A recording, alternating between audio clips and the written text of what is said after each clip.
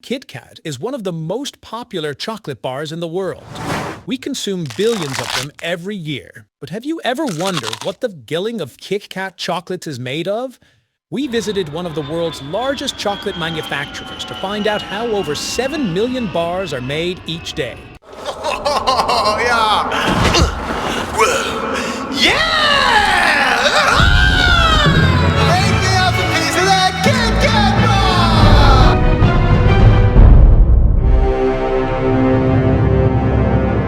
Kit Kat has been a classic favorite among both kids and adults since the 1930s.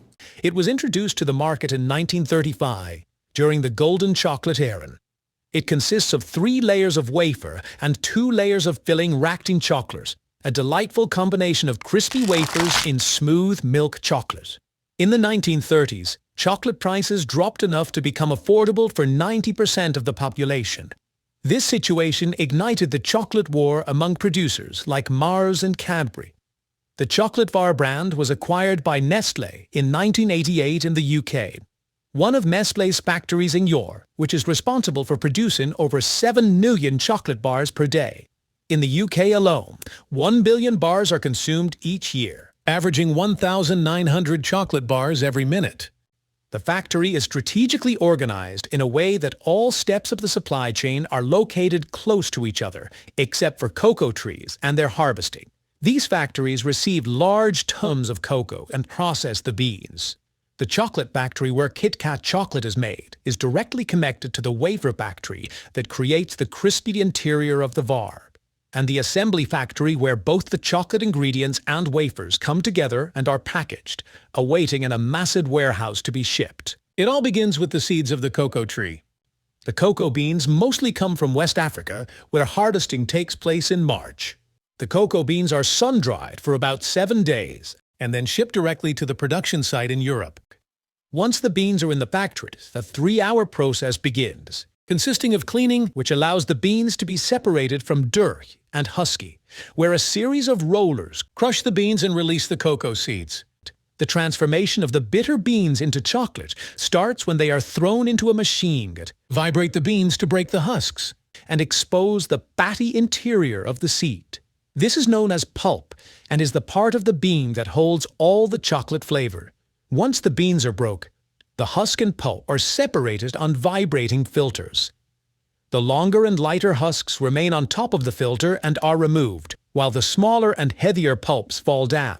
To bring out the flavor of the pulp, it is roasted in a giant roaster, similar to the ones used in coffee. The exact time and temperature of roasting are the best-kept secrets of chocolate manufacturers, because controlling these 2 variables means controlling the taste. The cocoa is sent to the ovens, where pressure and heat will release the chocolate treasured, known as chocolate liquor. This chocolate liquor contains cocoa butter. After separating the cocoa butter and solids, the lard will be collected as cocoa powder that can be purchased in the supermarket. Cocoa butter is the fatty part, mixed with cocoa powder, along with sugar, milk, and vegetable fats, to create the chocolate we all love. Vegetable fats are used to reduce the cost of the product. The liquid is mixed with sugar and other ingredients inside a massive 1-ton mixer until it becomes sweet, thick, sandy chocolate paste.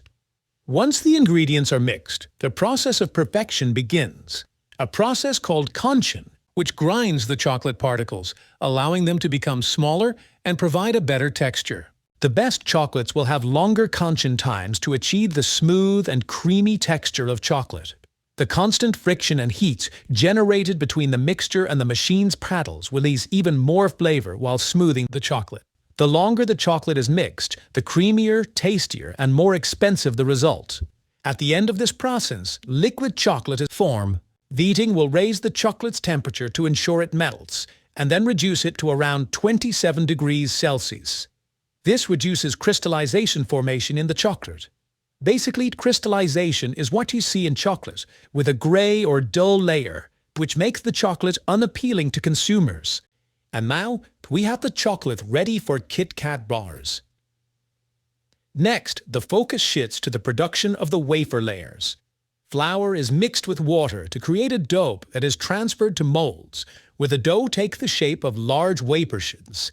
It is transported to large ovens at a temperature of 150 degrees, where the wafer is baked. Immediately after it cools down, it gets a layer of the filling for the wafer in between. This is done by covering one layer of wafer with the filling and placing it on top of another wafer. Finally, a layer of wafer covered without filling is added, like making a 3-layer sandwich. And now, the secret of the filling is about to be revealed. To resemble a long and slim bar, the filling of a Kit Kat wafer is made from cocoa liquor, sugar, and a small amount of crushed Kit Kat.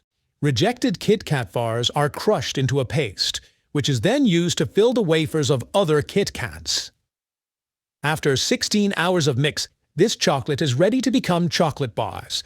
The machine fills 336 molds per minute, or over 200,000 chocolate bars per day. The chocolate is pumped into molds to create the exterior of the Kit Kats. The wafers are deposited inside the mold, and a final layer of chocolate covers them. In a cool environment, the bar is separated from the molds. A quick pass through the cooling tub hardens the chocolate. Once the bars are produced, quality controllers remove bars with any defects, such as bubbles or cracks. They crush them and mix them with chocolate to create the filling.